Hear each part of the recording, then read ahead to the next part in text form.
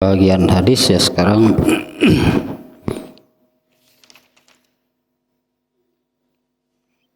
Bab 118.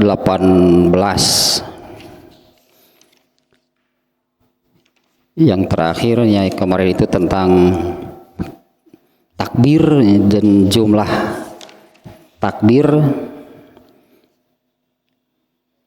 mulai dari bab 115 berartinya sampai 117 itu tentang takbir.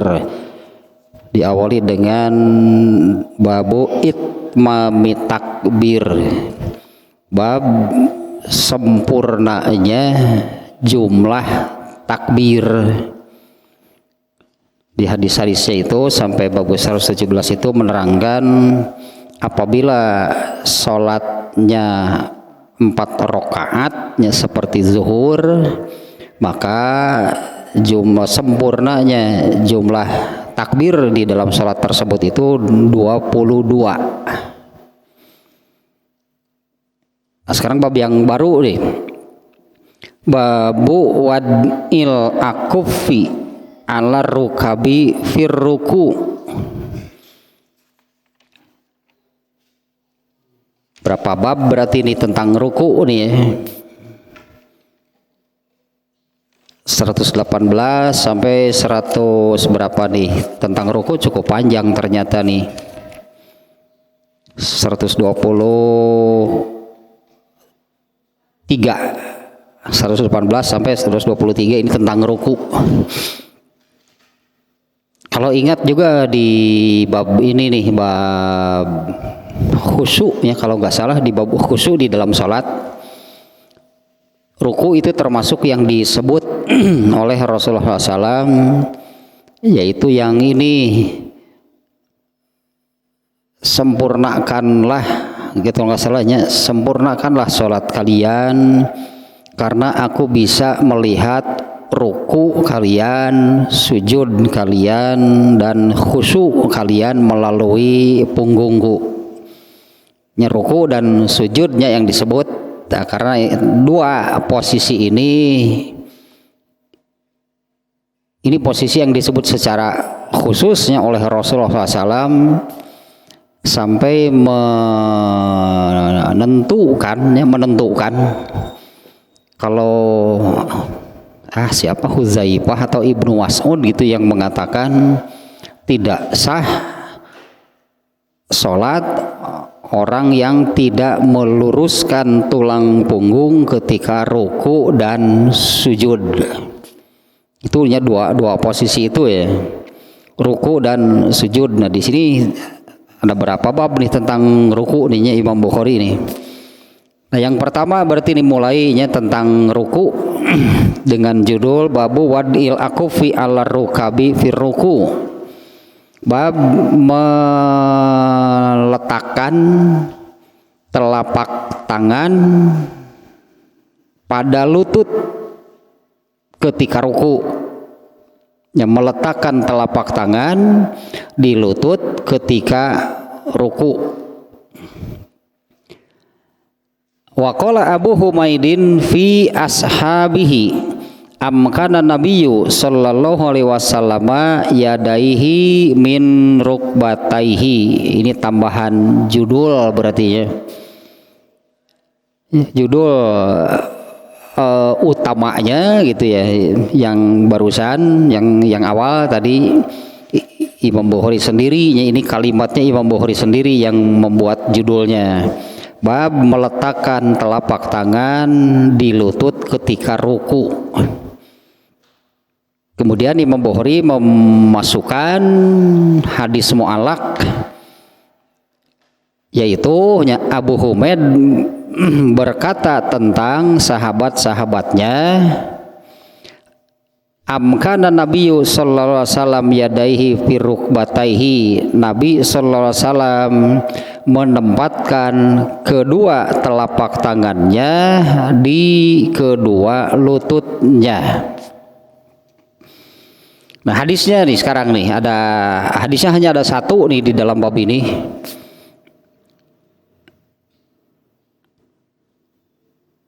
An Mus'ab bin Sa'din yaqulu shallaitu ila janbi abi fatabbaqtu baina kaffayya summa wada'tuhuma baina fakhidhayya fanahani abi wa qala kunna naf'aluhu fanuhina anhu wa umirna an nado'a aidina ala rukabi. Dari Mus'ab bin Sa'ad, dia berkata, saya pernah sholat di samping bapak saya, kemudian saya menyatukan dua telapak tangan saya, lalu meletakkan keduanya di antara dua paha. Kemudian bapak saya melarang hal tersebut dan dia mengatakan, kami pernah mengerjakan hal tersebut kemudian kami dilarang. Kami pernah mengerjakan hal tersebut kemudian dilarang. Dan kami diperintah untuk meletakkan telapak tangan kami di lutut. Nah, itu terjemahnya nih ya, sekali lagi nih. Mus'ab bin Sa'ad mengatakan, saya pernah sholat di samping bapak saya. Kemudian saya menempelkan dua telapak tangan saya, lalu menyimpannya di antara dua paha. Kemudian bapak saya melarang hal tersebut dan dia mengatakan, dulu kami pernah melakukan hal tersebut lalu dilarang dan kami diperintah untuk meletakkan telapak tangan kami pada lututnya atau di lutut. Ini pernah terjadi apa yang dilakukan oleh Mus'ab bin Sa'ad gitu ya. Nah, seperti ini prakteknya, dua telapak tangannya ditempelkan, lalu keduanya ini dijepit, katakanlah dijepitnya dengan paha yang dekat ke lutut, ujung bagian paha gitulahnya yang dekat ke lutut. Dua telapak tangan ditempelkan, kemudian jadi jepitlah pakai kaki gitu ya. Nah, ternyata ini pernah seperti ini caranya. Pernah seperti ini ya, cara ketika ruku itu seperti ini caranya. Bahkan Ibnu Mas'ud disinyalir. Ya, Ibnu Mas'ud itu disinyalir nih. Kalau dari ininya karena ada hadis yang meriwayatkan Ibnu Mas'ud itu tetap saja melakukan demikian.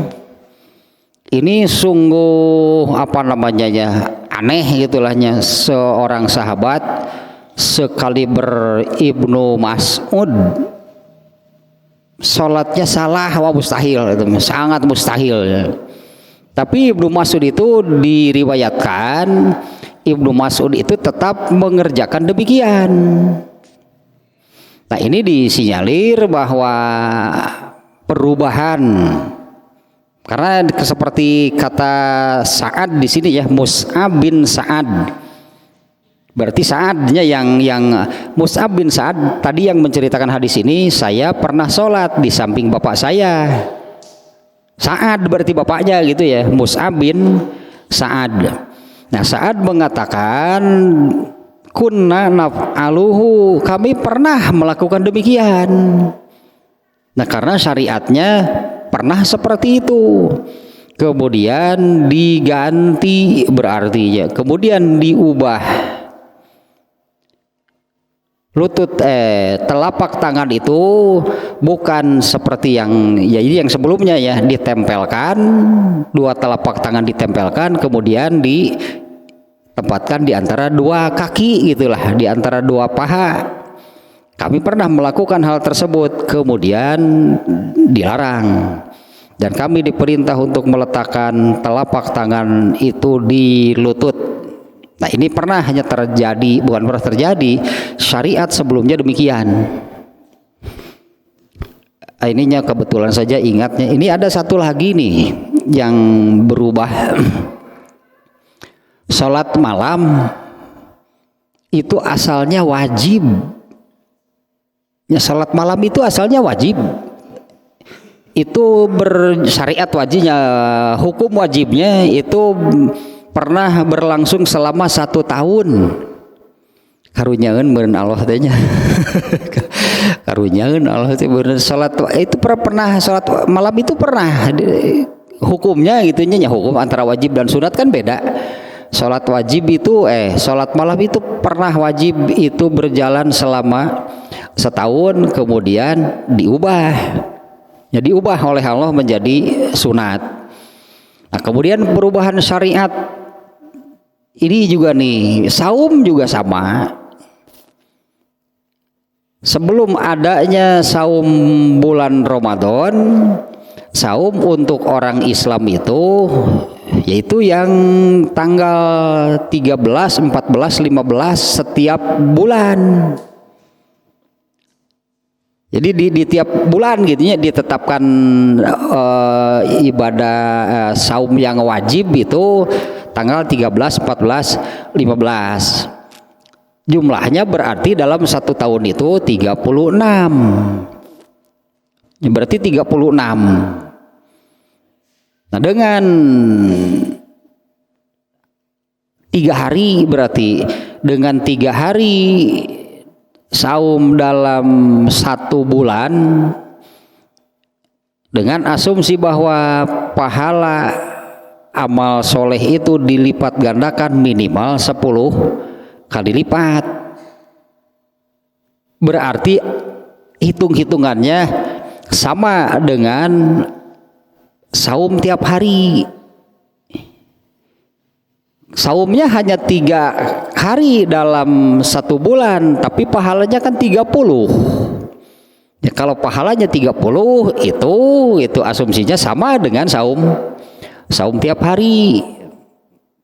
Nah, karena dalam setahun itu ada 12 bulan, maka jumlah totalnya ibadah saum itu 36 hari dalam setahun. Hanya ditempatkan di tiap bulan lah gitunya, di tiap bulan. Nah, kemudian di tahun kedua Hijriah, tahun kedua setelah hijrah, anggaplah digunukeun gitu, dikumpulkanlah saum yang tercecer itu dikumpulkan di 1 bulan, yaitu di bulan Ramadan. Tapi jumlahnya kan jadi berkurang. Ya 29 atau 30 hari. Tergantung jumlah harinya di bulan Ramadannya, bisa 29, bisa 30. Jadi berkurang gitu jumlah saumnya, jadi berkurang.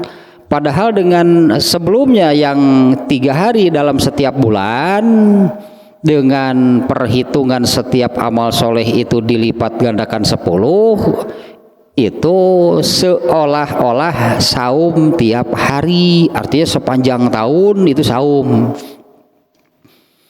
Nah, kemudian setelah dikumpulkan wajibnya saum itu di bulan Ramadan, Rasulullah menjabarkan yang ini, man soma sitan min syawalin ka'annahu yasumudahro.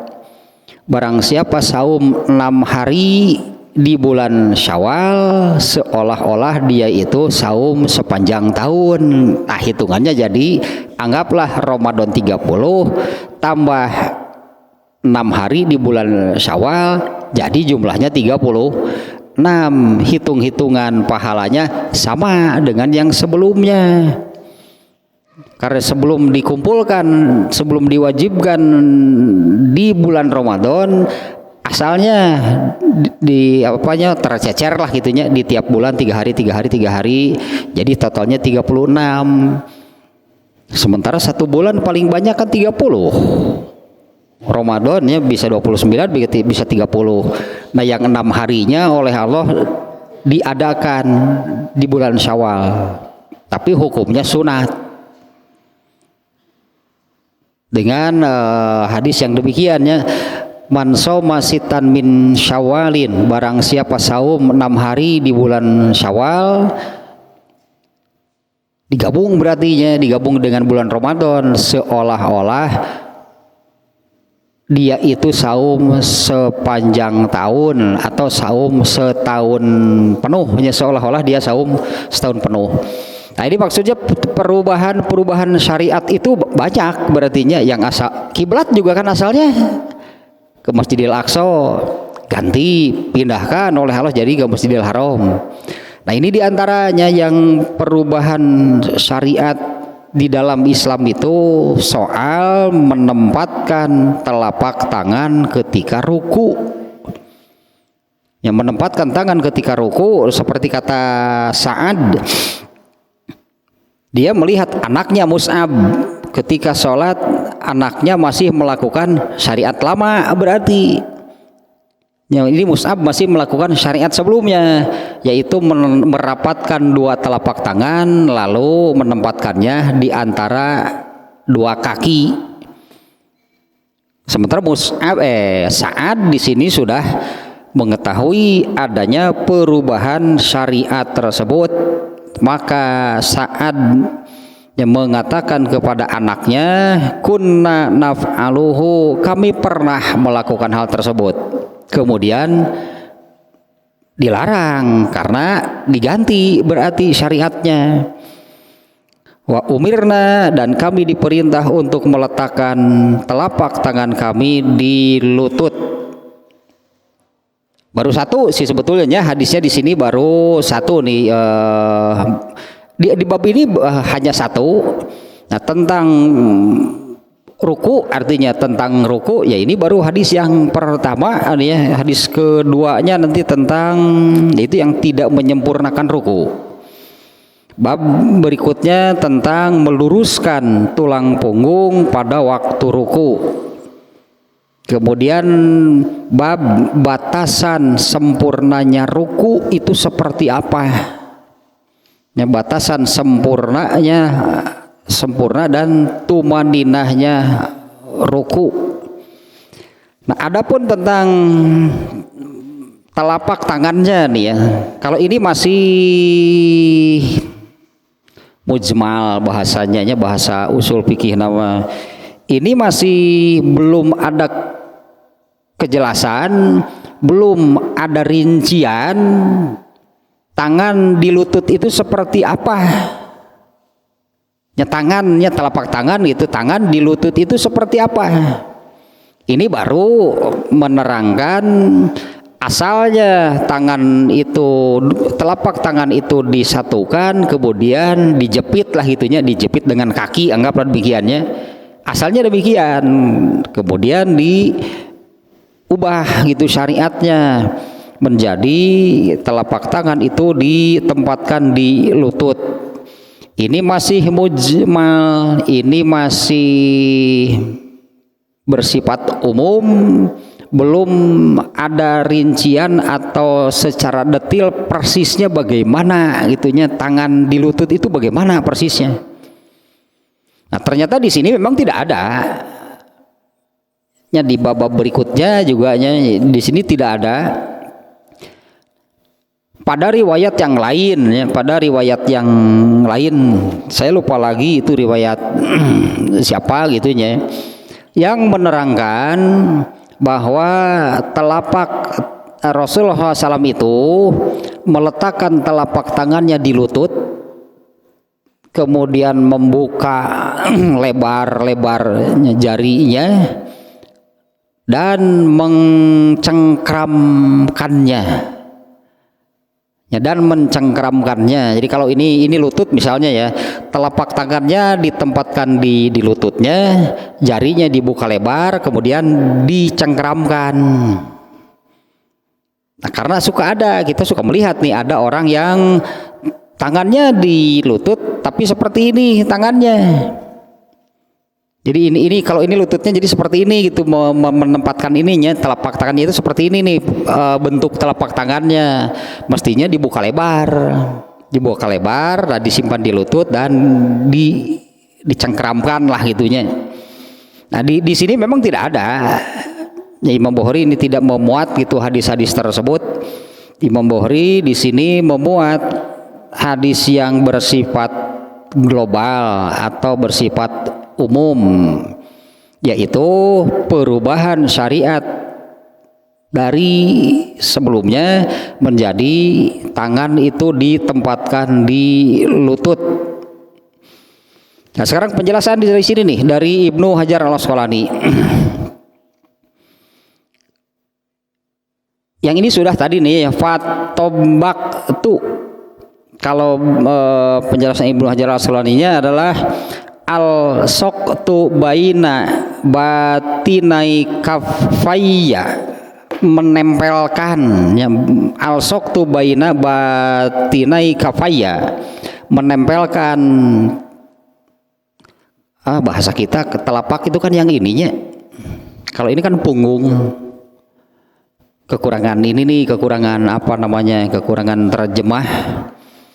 Menempelkan ya ini bagian dalam sih di sini sebutnya menempelkan. Kalau bahasa Arabnya kafun itu tangan sampai pergelangan, dari ujung jari itu sampai pergelangan. Jadi bisa ininya yang dimaksud kalau menyebut kafun. Makanya sampai di sini diterangkan bagian perut atau bagian dalam dari kafun yang ditempelkannya, berarti bukan begini berarti.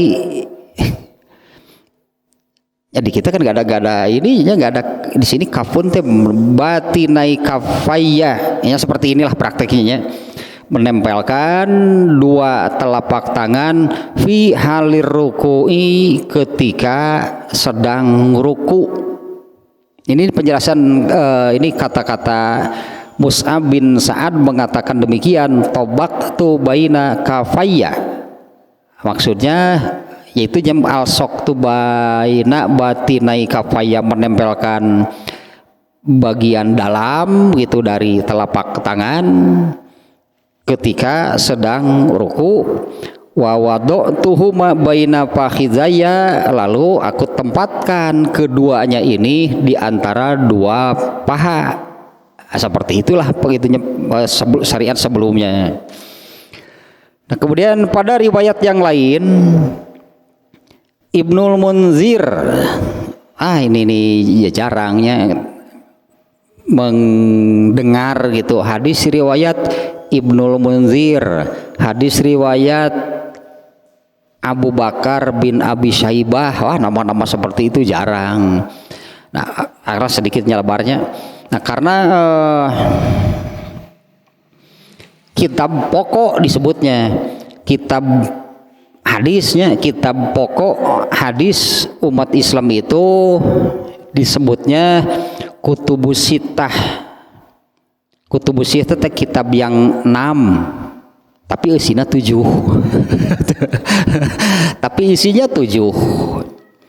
Ini pasti apa namanya familiar semua nih yang 7 ini, karena ini memang untuk hadis itu inilah kitab pokoknya. Ahmad, hadis riwayat Ahmad pasti sering lah mendengarnya.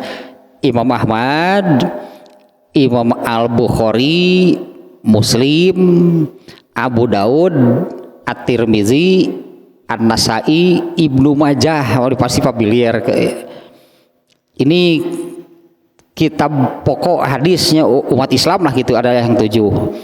Nah bahkan ada sebutan khusus.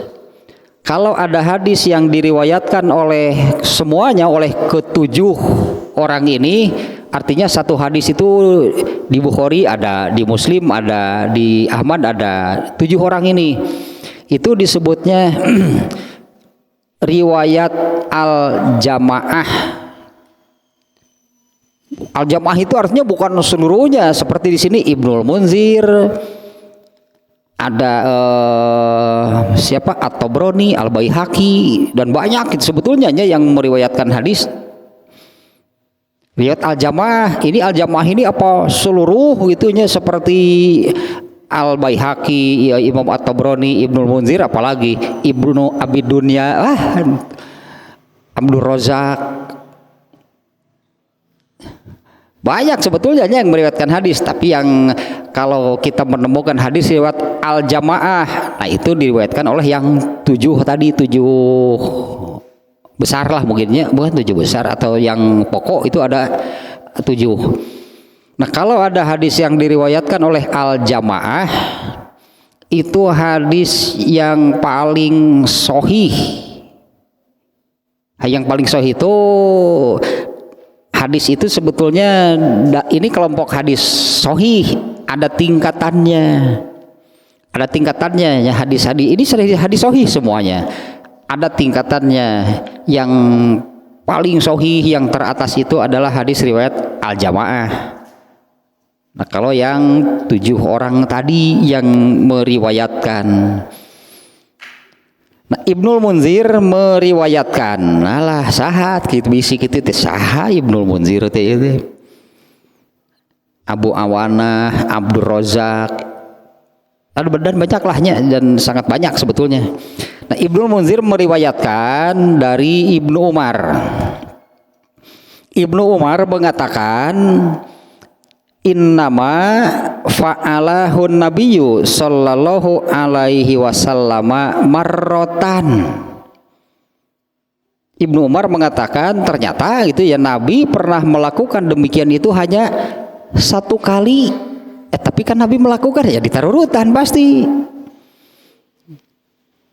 Ini menurut Ibnu Umar ya, bahwa Nabi itu pernah melakukan itu yang tadinya menempelkan kedua telapak tangan lalu menempatkannya di paha itu. Ibnu Umar mengatakan innama fa'alahu nabiyyu sallallahu alaihi wasallam marrotan. Nabi SAW itu hanya pernah melakukannya 1 kali. Satu tanya penjelasannya tentang ini yang berkaitannya dengan hadis ini. Kemudian yang kedua, hadis riwayat Ibnu Khuzaimah. Nah, ini juga termasuk yang jarang ya. Ibnu Khuzaimah pada hadis riwayat Ibnu Khuzaimah, hadisnya diriwayatkan melalui Abdullah. Dia berkata, allamanan Rasulullah sallallahu alaihi wasallam falamma aroda an yarka'a tabbaqa yadaihi baina rukbataihi faroka'a fabalago zalika sa'dan faqala sadaqo akhi kunna naf'alu haza summa umirna bihaza. Abdullah mengatakan Rasulullah SAW mengajarkan kepada kami. Jadi benar itu asalnya dari Rasulullahnya yang sebelumnya, benar itu dari Rasulullah. Rasulullah mengajarkan kepada kami ketika hendak ruku, falamma aroda an yarka'a, ketika hendak ruku tobako yadaihi baina rukbataihi, beliau menempelkan kedua telapak tangannya lalu ditempatkan atau dijepit gitulah, semacam dijepit oleh 2 lututnya. Ya, sekali lagi nih, alamana Rasulullah SAW. Rasulullah SAW mengajarkan kepada kami, falamma aroda an yarka'a, ketika hendak ruku, tobako yadaihi, beliau merapatkan 2 telapak tangannya dan ditempatkan di antara 2 lututnya, faroka'a, kemudian ruku. Fabalago zalika Sa'dan, kemudian hal itu sampai kepada Sa'ad. Ini yang tadi kan di hadis yang riwayat Bukhari kan, Mus'ab bin Sa'adnya, Mus'ab bin Sa'ad. Justru Sa'ad kan yang melarang anaknya melakukan demikian. Nah, hal itu sampai kepada Sa'ad, kemudian Sa'ad berkata, sodako akhi, saudaraku itu benar. Saudaraku itu benar ya, Rasulullah benar mengajarkan demikian. Saudaraku itu benar. Kunna naf'alu haza, kami pernah melakukan hal tersebut.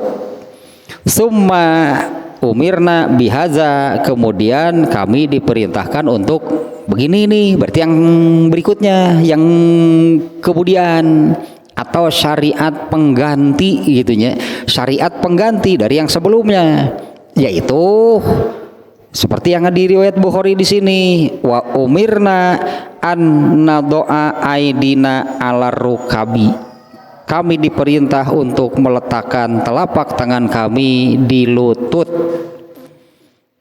Ini dibenarkannya oleh Sa'ad, benar gitu. Nabi pernah mengajarkan demikian, Nabi pernah mengerjakan demikian, tapi kemudian diganti, diubah. Dan Nabi sendiri tentunya yang mengajarkan, yang memerintahkan. Karena di sini Sa'ad mengatakan kami diperintah untuk meletakkan telapak tangan di lutut. Artinya Nabi mengajarkan, Nabi memerintahkan demikian. Saudaraku, benar, kami pernah melakukan hal tersebut. Kemudian kami diperintah untuk, nah yang berikutnya yaitu yang tadinya meletakkan telapak tangan itu di lutut. Nah, kemudian satu lagi riwayat Abdur Razak. Ini hadis-hadis yang tidak populer nih ya, ini mukhrijnya. Hadis riwayat Abdur Razak an Umaro ma yuwafiqu qaula Sa'din, yaitu perkataan Umar bin Khattab yang sejalan, yang sesuai dengan perkataan Sa'ad, yaitu Umar mengatakan sholaina ma'a Abdillahi fatabbaqa summa laqina, kata siapa tadi, Sa'ad ya, kami pernah sholat bersama Abdullah bin Mas'ud, dia merapatkan dua telapak tangannya. Kemudian kami bertemu dengan Umar bin Khattab, lalu kami sholat bersamanya dengan cara demikian. Setelah selesai, Umar bin Khattab mengatakan, zalika syai'un kunna naf'aluhu summa turika. Hal tersebut adalah sesuatu atau yang pernah kami lakukan, summa turika, kemudian hal itu ditinggalkan. Jadi artinya ada pergantian syariat. Nah, apalagi kalau tadi seolah-olah bukan seolah-olah hal yang besar dalam arti yang tadi saum itu asalnya Allah wajibkan 3 hari setiap bulan, kemudian oleh Allah diganti waktunya ya, saum wajib itu gitu, Allah ganti waktunya, yaitu Allah mewajibkan saum itu di bulan Ramadan. Ini hal besar. Kalau ini kan bagian dari yang namanya sholat, bukan sholat seluruhnya yang diubah. Ini bagian kecil lah gitu, anggaplah bagian kecil. Soal meletakkan tangan ini juga kan, kalau kita membahas ruku kan bukan hanya satu masalahnya, bukan soal meletakkan tangan saja. Berarti ini bagian kecilnya dari syariat sholat secara keseluruhan, bukan perubahan syariat sholatnya. Nah, kalau yang ini nih ini banyak berartinya yang terjadi perubahan syariat. Tentang sholatnya sendiri, ini tentang sholat secara keseluruhan nih. Dalam hal ini jumlah rokaatnya, karena kalau 5 kali dalam sehari berarti jumlah sholat wajibnya 5 kali dalam sehari, itu tidak pernah terjadi perubahan. Ketika Isra Mi'raj itu Rasulullah pulang Isra Mi'raj itu membawa kewajiban sholat 5 kali. Soal jumlah sholat wajibnya tidak pernah ada perubahan. Tapi pertama kali sholat itu disyariatkan setelah pulang Isra Mi'raj, semuanya 2 rakaat kecuali maghrib. Ini awal pertamanya, pertama kali sholat disyariatkan itu, yang 5 kali itu semuanya 2 rakaat kecuali maghrib. Dan sholat Jumat pun belum ada selama di Mekah berarti ini. Isra Mi'raj itu terjadi 2 tahun sebelum hijrah. Di tahun keberapa disebutnya? Begininya. Masa kenabian itu dibagi menjadi 2 periode gitulah, periode Mekah sebelum hijrah, periode Madinah setelah hijrah. Di Mekah 10 tahun, di Madinah 13 tahun. Ya, di Mekah 10 tahun ya, di Madinah 13 tahun. Nah, sholat Isra Mi'raj itu ternyata tujuan pokok lah, anggaplahnya maksud pokok, tujuan pokok Allah mengisrokan Rasulullah SAW itu adalah mau menetapkan kewajiban sholat. Jadi oleh-oleh gitulah, oleh-oleh Isra Mi'raj apa? Tahatan pokok nama sholat wajib yang 5. Ini terjadi 2 tahun sebelum hijrah atau tahun ke-9 mungkin ya, tahun ke-9 periode Mekah. Berarti 2 tahun selama di Mekah sampai hijrah, sampai kemudian hijrah, sholat wajib itu semuanya 2 rakaat kecuali maghrib. Dari awal sudah 3. Kemudian hijrah ke Madinah, disebutnya Allah menambah yang 2 rakaat, karena sholat itu semuanya 2. Allah menambah 2 rakaat kecuali maghrib dan subuh. Setelah hijrah ke Madinah itu Allah menambah 2 rakaat kecuali maghrib dan subuh. Maghrib tetap 3, berarti subuh tetap 2. Alasannya kalau subuh suka membaca surat yang panjang, kalau maghrib tidak diubah, itu disebutnya witir siang hari di hadisnya itu, karena maghrib itu witir siang hari. Sementara yang lainnya terlihat gitu, yaitu zuhur, asar, isya, berartinya asalnya kan 2. Zuhur, asar, isya. Nah, di sini terlihat pada 2 rakaat itu asalnya 2 rakaat, kemudian salam. Setelah ditambah, setelah 2 rakaat kemudian tahiyat itu tidak salam tapi menambah lagi. Kelihatan lah gitunya bekasnya gitu, asalnya 2. Zuhur asalnya 2. Kalau 2 rakaat berarti kan di rakaat kedua itu tahiyat kemudian salam. Karena ditambah 2 rakaat, maka setelah tahiyat itu tidak salam tapi berdiri lagi, karena sudah ditambah 2 menjadi 4. Ini juga ninya untuk sholatnya terjadi perubahan syariat tentang jumlah rakaatnya. Nah, kemudian Aisyah menerangkan lagi dari yang awal demikian, asalnya sholat itu semuanya 2 kecuali maghrib. Kemudian setelah Rasulullah hijrah, Allah menambah 2 rakaat kecuali untuk subuh dan maghrib. Apabila Rasulullah safar, sholat yang dilakukan oleh Rasulullah itu adalah sholat yang pertama kali disyariatkan.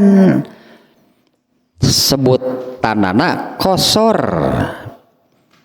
Ya, sebutannya itu di kosor gitu, sholatnya di kosor sebutannya. Nah, kalau Aisyah menerangkannya demikian. Apabila sedang safar, maka sholat Rasulullah SAW itu kembali ke syariat awal, yaitu 2 rakaat. Kecuali maghrib, tetap maghrib tidak bisa diubah, itu witir siang hari. Nah, kalau Aisyah penjelasannya demikiannya, apabila sedang safar maka Rasulullah itu mengerjakan sholatnya itu sholat yang pertama kali yang syariat awal, yaitu 2 rakaat. Nah, kembali nih ke sini nih. Yang terakhir barusannya hadis riwayat Abdur Razaknya yang mengatakan di sini Alqamah dan Al Aswadnya yang mengatakannya tadinya, kami sholat bersama Abdullah bin Mas'ud. Fatobako, ternyata Ibnu Mas'ud melakukan demikian. Masih yang awal, berarti Ibnu Mas'ud masih mengerjakan yang awal, yaitu yang menempelkan dua telapak tangan. Kemudian kami bertemu dengan Umar bin Khattab. Ini berarti ini yang menuturkan hadis ini dua orang, Alqamah namanya dan Al Aswad. Alqamah dan Al Aswad. Mereka nih berdua mengatakan kami sholat bersama Abdullah bin Mas'ud. Abdullah bin Mas'ud itu rukunya masih dengan cara yang lama berarti. Kemudian kami bertemu dengan Umar bin Khattab, lalu kami sholat dan kami masih mengerjakan seperti yang dilakukan oleh Ibnu Mas'ud, Abdullah bin Mas'ud. Falaman sorofa, setelah selesai sholat, qala Umar bin Khattab mengatakan, zalika syai'un kunna naf'aluhu. Cara yang demikian itu dulu lah gitu, sebelumnya ya gitu kami pernah melakukan yang demikian. Summa turika, kemudian cara seperti itu ditinggalkan, berarti terjadi pergantian syariat. Tapi ini yang barusan sepertinya, kalau saum itu waktunya diubah. Asalnya ada di setiap bulan, dikumpulkan di bulan Ramadan.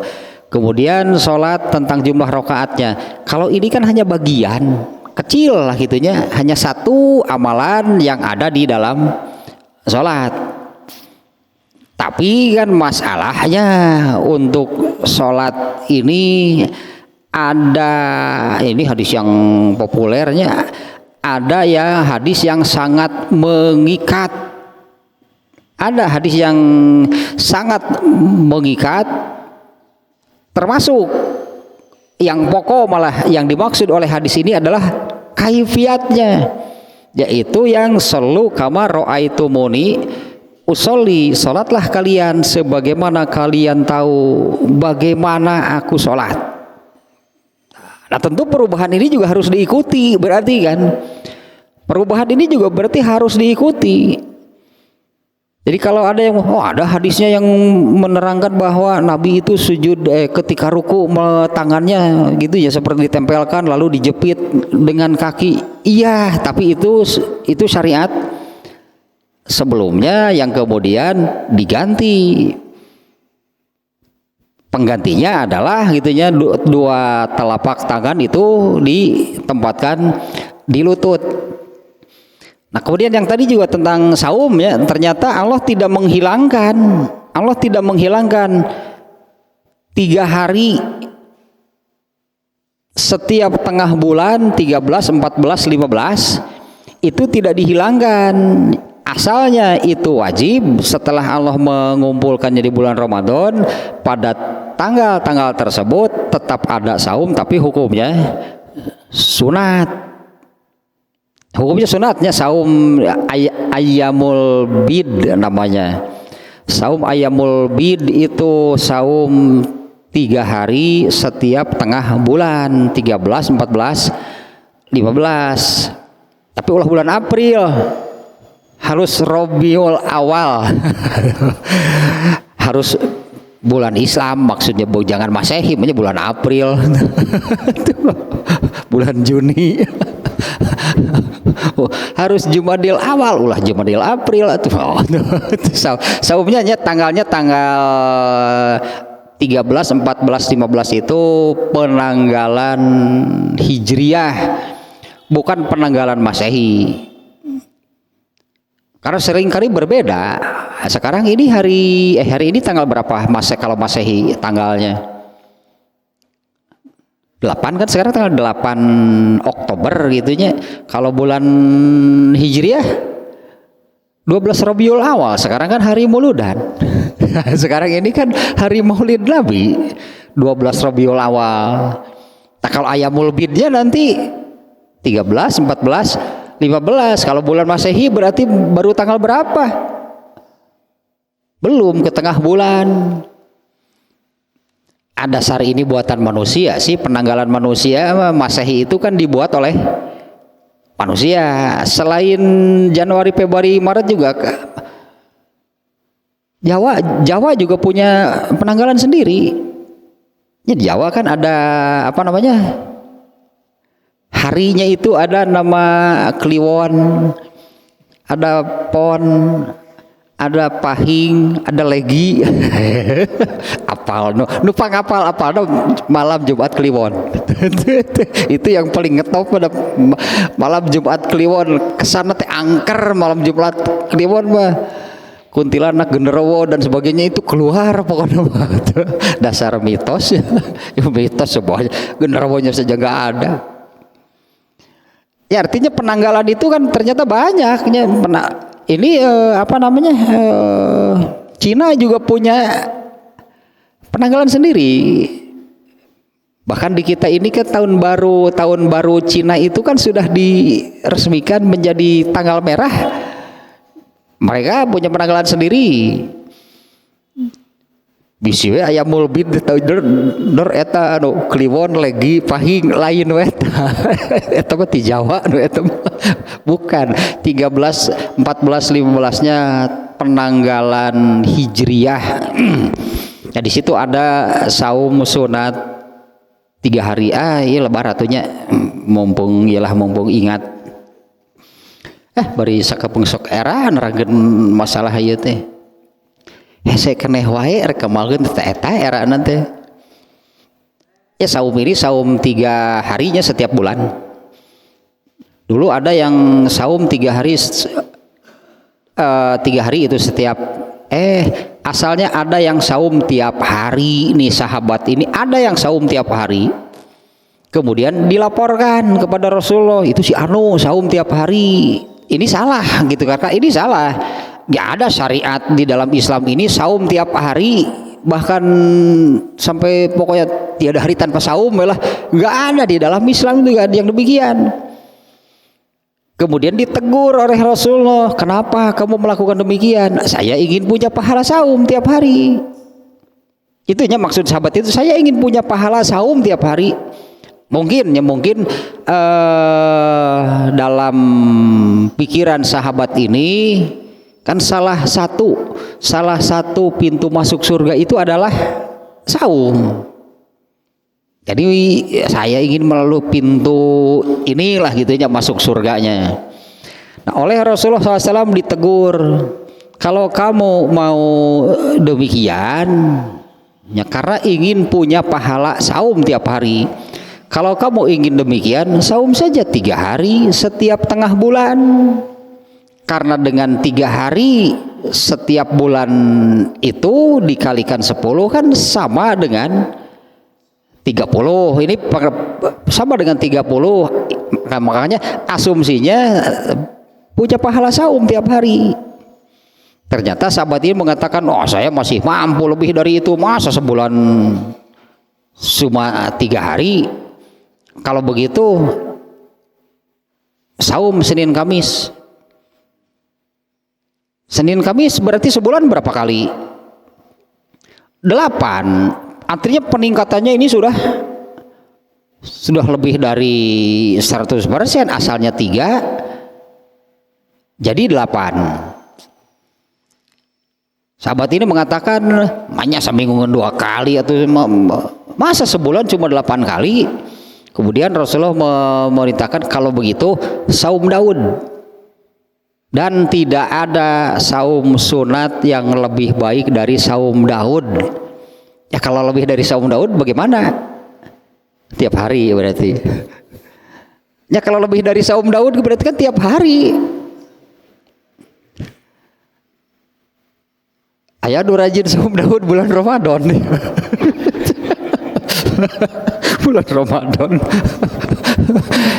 Aduh, tambah heula eta mah pernah Pak aya ieu aya ada orang yang mengatakan nya beureun inget kalakuan baheula maksudna mah. Ya waktu gitu telahnya kebetulan gitu ka bahas saum kita saum Daud kapenggur abdi ge rajin saeuseun saum Ramadan teh saum Daud teh ngan bulan Ramadan. Terbalik saum Daud di bulan Ramadan. Ya teh eta keur baheula cenah keur teu ngarti meureun baheula mah nya keur teu ngarti ya mana ada kemauan untuk benar beribadah baheula mah meureun teu ngarti teu diajar teu ngaji gitu. Saum Ramadan dengan saukur kababawa meureun jadi mudah batal gitu kan ari nu mudah rajin cenah baheula saum Daud teh bulan Ramadan tapi nah saum sunat terbaik ya saum Daud disebutnya ya yaitu selang sehari. Nah kalau sudah selang sehari mah mana bisa Senin Kamis, mana bisa 3 hari yang tadi ya sudah nggak akan bisa dilakukan sebetulnya.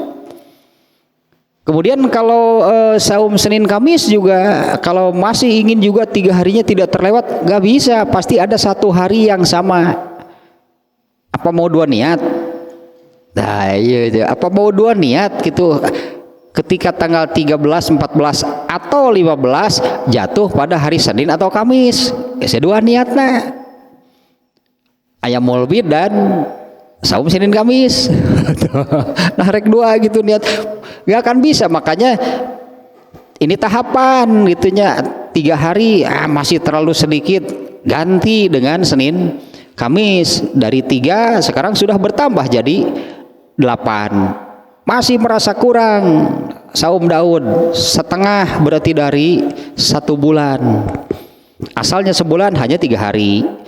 Senin Kamis 1 bulan hanya 8 hari. Yang merasa kurang ganti dengan saum Daud setengahnya. Itu yang dilarang oleh Rasulullah itunya, tidak boleh gitu saum seumur hidup lah sebut. Tidak boleh saum setiap hari gitu tanpa ada jeda. Yang terbaik saja hanya setengah berarti. Yang terbaiknya saum sunat saum Daud masuk bulan Ramadan eureun heula saum Daud teh ulah dituluikeun. Dan saum Daud dituluikeun di bulan Ramadan. Kebablasan. Biasa di luar bulan Ramadan selang sehari atau selama 11 bulan, masuk bulan Ramadan rasaan teh kitu keneh. Saum Daud deui di bulan Ramadan. Salah. Jadi tahap-tahapan teh asalnya ada sahabat yang demikian ya, hadisnya itu ada sahabat yang saum tiap hari. Lalu ada yang menyampaikan kepada Rasul itu si Anu gitu kan, katakanlah si Anu saum tiap hari. Oleh Rasulullah ditanya, kenapa kamu demikian? Saya ingin punya pahala saum tiap hari. Oh kalau mau begitu 3 hari saja juga sudah. Hitung-hitungannya gitunya ada saum pahala, bukan pekerjaannya, pahalanya. Hitung-hitungannya ada pahala saum tiap hari dengan saum 3 hari saja dalam sebulan. Yaitu 13, 14, 15. Wah tuh kagok menurut sahabat ya, tiap hari saja saya mampu, masa sebulan cuma 3 kali. Kalau begitu saum Senin Kamis jadi 8 hari. Saya masih mampu lebih dari itu. Saum Daud itu selang sehari. Ini yang terbanyak berarti. Ya karena kalau lebih dari saum Daud menjadi tiap hari kan. Saum Daud itu sudah selang sehari, terus kalau udah mau ditambah bagaimana? Ya kalau mau ditambah gitu, ditambah jumlah saumnya bagaimana? Ya itu jadi tiap hari lagi, ya pada itu salah tadi ge. Nah yang 3 harinya yang asalnya wajib gitunya, yang asalnya saum wajib itu ada di 3 hari tiap tengah bulan, oleh Allah dipindahkan, tidak dihilangkan. Ternyata saum pada 3 hari tengah bulan itu tetap ada, tapi hukumnya menjadi sunat. Sakar ragok, nah itu kagok lo kesulitan kami santai tunggu nama saum Daud komo. Aduh sebetulnya ayah eta aduh mentek sok era nergen saum teh. Saum nu eta teh ayo naon lah waktunya di saum Daud ripuh. Saum Daud mah saya kira jarang orang yang mampunya. Saum Daud mah ada puncaknya saum sunat mah saum Daud, jarang lah orang yang mampu. Saum Senin Kamis loba gangguan. Ya lobanya ya lah terjadi deui pokona teh sok era sakeung nerangkeun saum teh.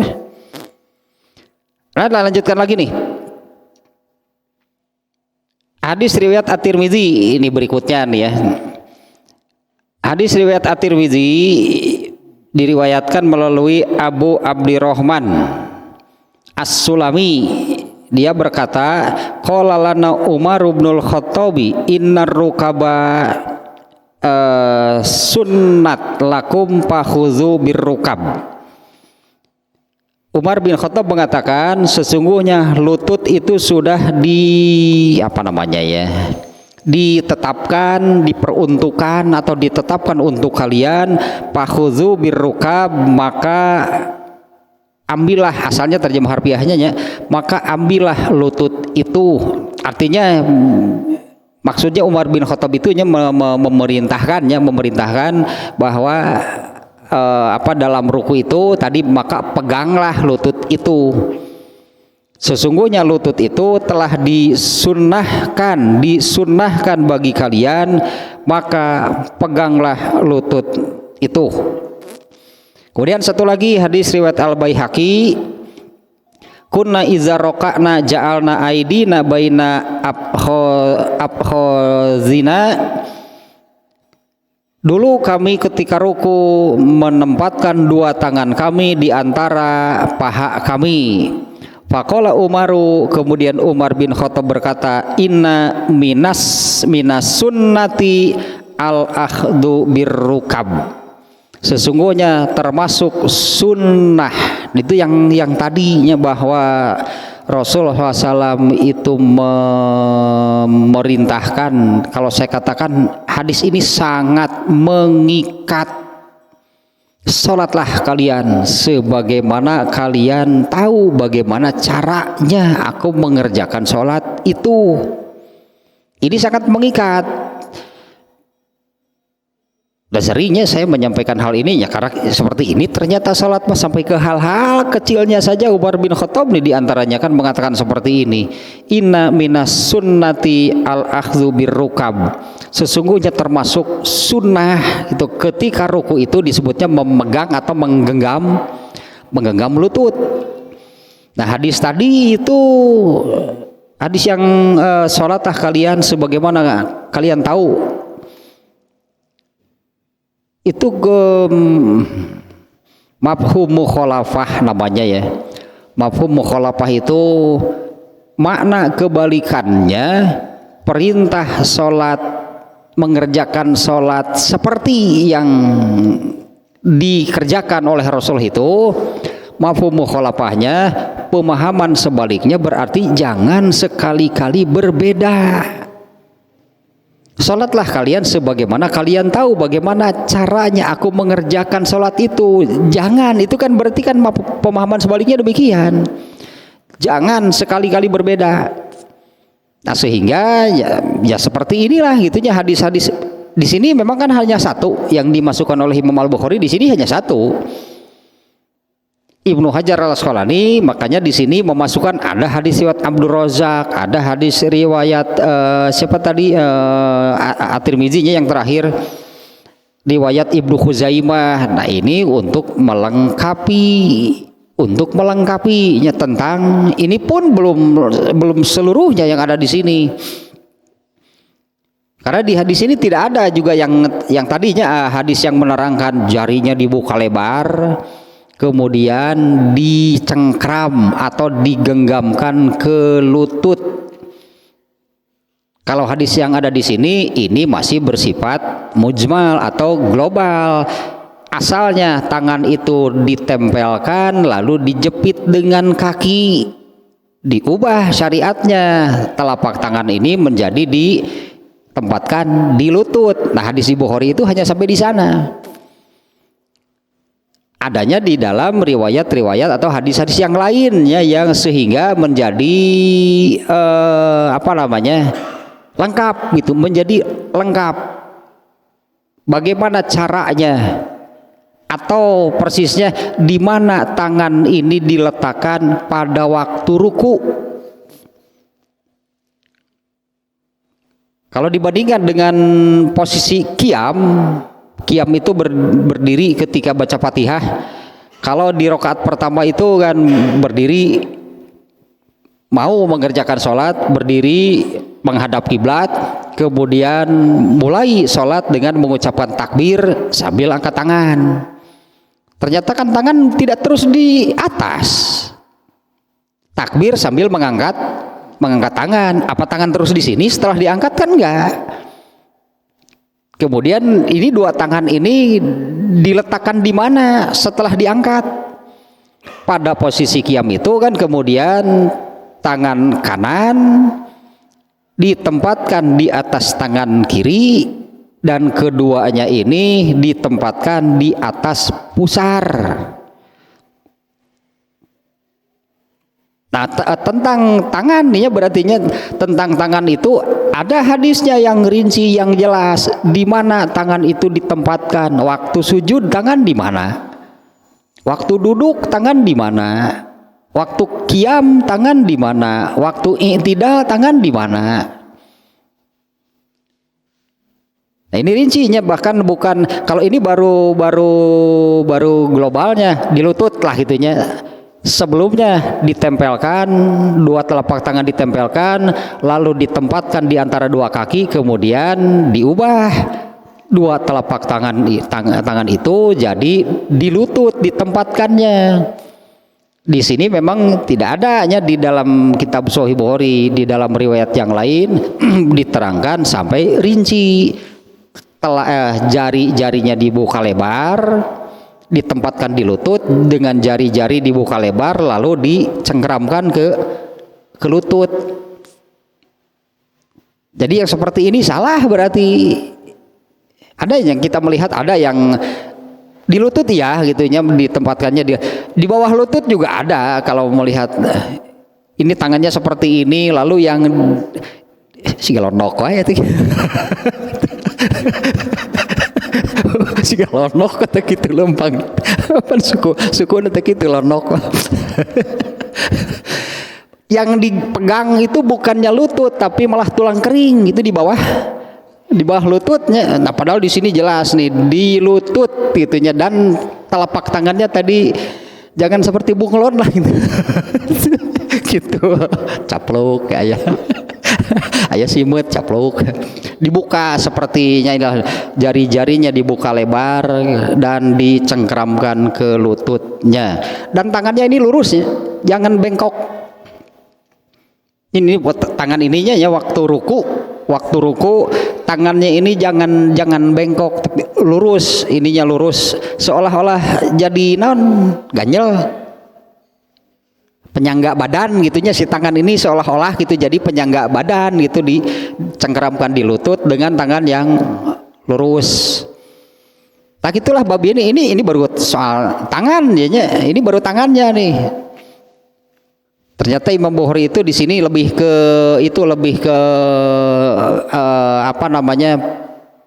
syariat, terjadi perubahan syariat di mana telapak tangan ditempatkan ketika ruku. Ya berawal berartinya. Tapi ternyata memang tidak ada yang lebih rincinya di dalam riwayat Bukhari ini.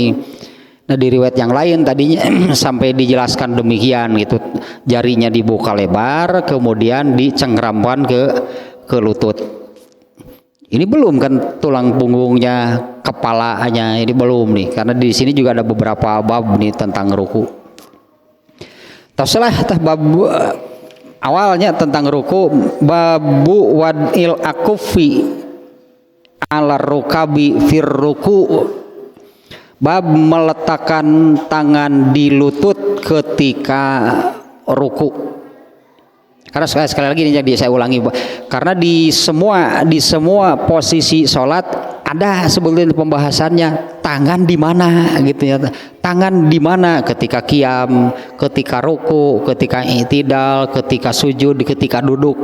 Itu semuanya ada tapi pembahasan eta mah tangan itu ditempatkan di mana.